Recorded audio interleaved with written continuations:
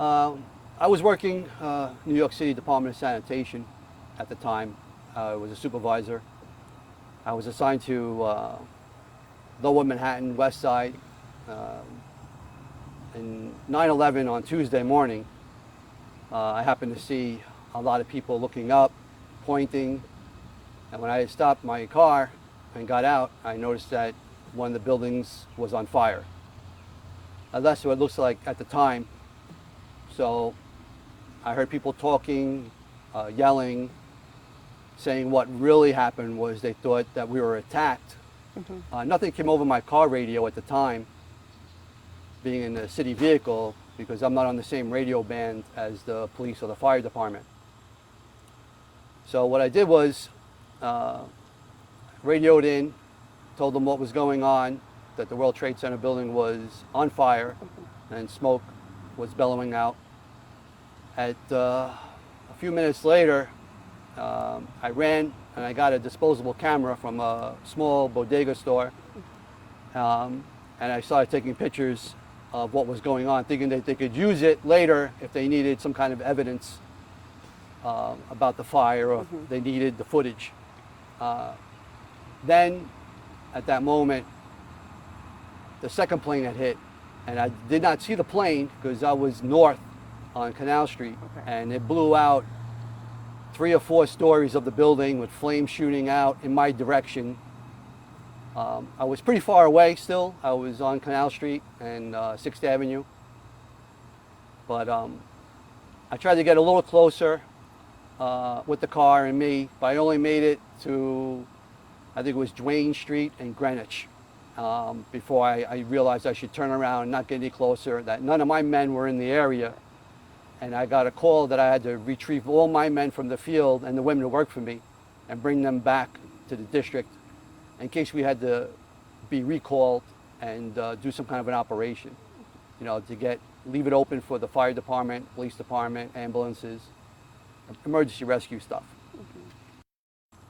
We report back to the garages, make sure all the men accounted for and the women. I started taking more pictures because I'm on the rooftop of my building now, because I wasn't allowed to leave. I was stationary. I wasn't allowed to let the guys leave or the girls leave. My supervisor said everybody has to be on premises, accounted for, because that was a big thing. We didn't know who was actually out in the field still, and we had to make sure everybody was safe.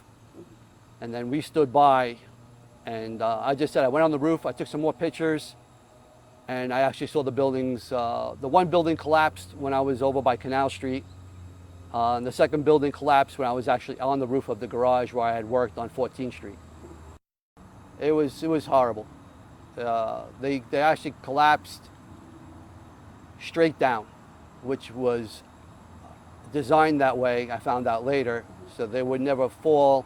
A 110-story building falling diagonally would have devastated so much more of an area, plus other buildings. But yeah, it was completely horrible to see, and to see the cloud of concrete dust, and to think about the poor people to make sure they had gotten out. I know a lot of people didn't get out because I was there when they were actually they were falling out of the building. I don't know if they were jumping out of the building at the time, but I was there when they were coming out of the building and falling.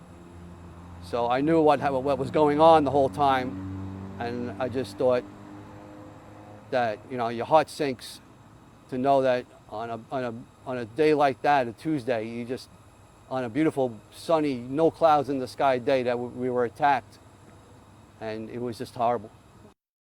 Well, the first week I was down there, I used to volunteer after work.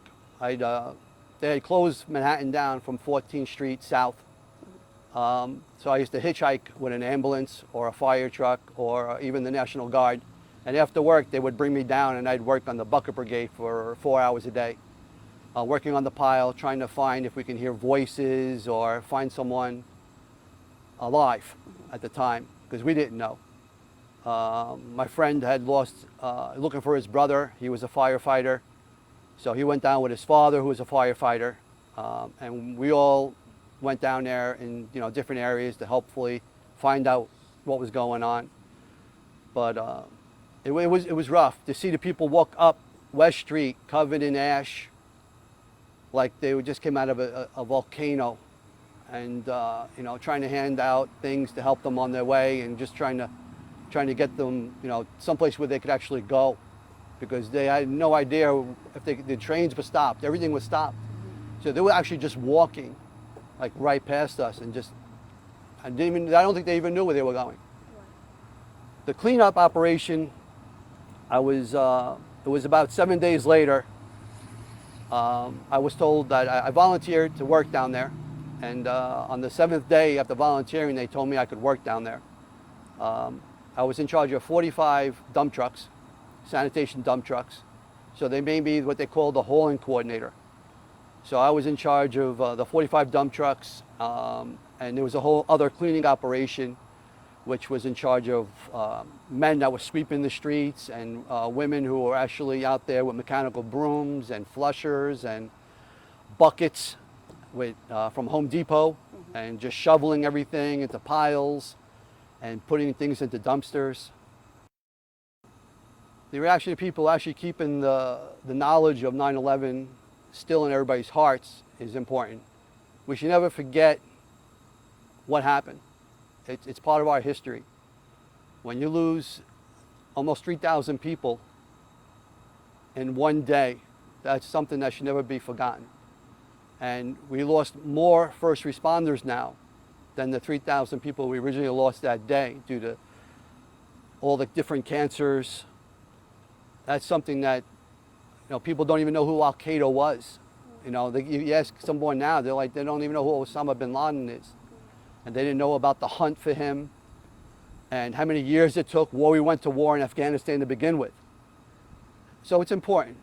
It's something that it should be taught, and something we should learn from. And every day it goes by, it shouldn't just be on 9/11 Patriot Day. It should be something that we should remember here and there, you know, every 4th of July, you know, every Memorial Day. When you go to a parade and you go to a monument and you see what the other people had done during World War II, Korea and Vietnam, or Afghanistan, it's something that should be remembered just like that. And I know you said that, you know, there's been more first responders lost now than there were people lost that day. I think a lot of people forget that there are still people fighting for some type of health care for these men who, you know, men and women who assisted in that cleanup. So I just wanted to touch a little bit on that for people that don't really understand or may not understand when someone says, well, we've lost more EMS, you know, workers since that day. Yes, it's very important to keep that fund alive. I'm part of the fund. I get checked every year with a physical. I'm going through a physical right now that had some problems. I did have a surgery because of 9/11. I had lost some bone, some infection in my face. So it was very important to know that I was actually taken care of. I can go to them. And that's something that's important, is that if you run into a burning building and you get sick, you should know that you're going to be taken care of. I mean, because it's not just you. You're supporting a family usually. And they got to know if something happens to you, that your family is taken care of. Just like in the military. If something happens to you during a battle or an accident, you should be covered, and you should know that if something does happen to you tragically, that your family will be taken care of. Well, the experience taught me a lot. It's a kind of a backbone for me now. You know, I was raised right, and I feel that I did the right thing. It was my city. It was cleaned up by Mayor Giuliani at the time. He had cleaned it up. He had gotten rid of all the things that were wrong with the city. So I took it to, it actually hurt my city, and I felt like it was mine. I spent 20 years in New York City working there, and I lived there my whole life. For 20 years, I was on those streets, and I worked at Ground Zero for a year and a half. I worked 6 days a week, 12 hours a day, tirelessly. I came home. I couldn't make it home. I used to sleep in the garage, sometimes on the way home, 15-minute power naps. But it means a lot to me to see what actually what happened, how we got it cleaned up, and how we opened up the city all over again. And, you know, and to take pride in it all over again, you know, when we had the twin lights go up, that was a big moment for us. I mean, we went there, and the closing ceremony, I was there when they took the last beam down. I was there when they had the ponds opened up, and they actually had the names written down. And it was a windy day, it was a horrible day, and it was like getting sandblasted, but we stood there for the whole 8 hours, me and the Department of Sanitation and other first responders. So I'd like to see this city come back to the way it used to be, when just before that happened, and that's what I'd like to see all over again. They had stockpiles of these, 4 or 5 inches tall, and during World Trade Center, they were giving these out. I think it was in the Salvation Army. They had taken over the college that was down there. Oh, okay. And so I had grabbed this, and it's a picture, panoramic from the one tower, taking a picture of the other tower. So if you can see the end of the tower, you can see the viewing on both corners. So I had, towards the end, in the beginning I had 45 people working for me. Right. But at the end it was more like 25 after the year was up. So during my last 6 months. So I had all my men and women who worked for me and who actually were my supervisor sign it. So I had this over my dresser in my bedroom at home. And I took it down to bring here to show it to you, some of my guys and girls who actually worked for me. Wow. This is actually my old boss, my superintendent. He had passed away from cancer. Was it related to Yes. the cleanup? Yep. He only died a few years later. Oh my god. And he was, what a hell of a guy. Great guy, in shape, 3rd degree black belt in karate. Wow. Just a phenomenal, great guy. What, college educated. What a sweetheart of a guy.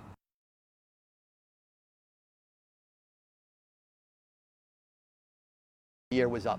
So during my last 6 months. So I had all my men and women who worked for me and who actually were my supervisor sign it. So I had this over my dresser in my bedroom at home. And I took it down to bring here to show it to you, some of my guys and girls who actually worked for me. Wow. This is actually my old boss, my superintendent. He had passed away from cancer. Was it related to Yes. the cleanup? Yep.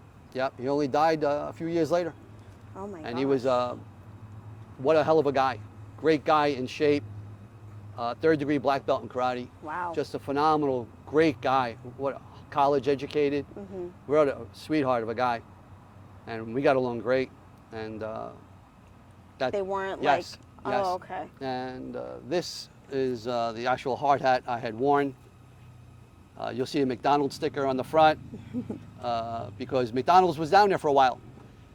They would make us actually sausage biscuits for breakfast in a little tent right next to Campbell's Soup, who was there for a couple of months and helped us out for a while. So I actually had the sticker on my hard hat. Okay, keep turning it. This way? Well, this way. Yeah, it's better. So you can see my name. Everything's all faded out now after all the years. And up here I used to have never forgive, never forget, which is now on my tattoo. Oh, wow.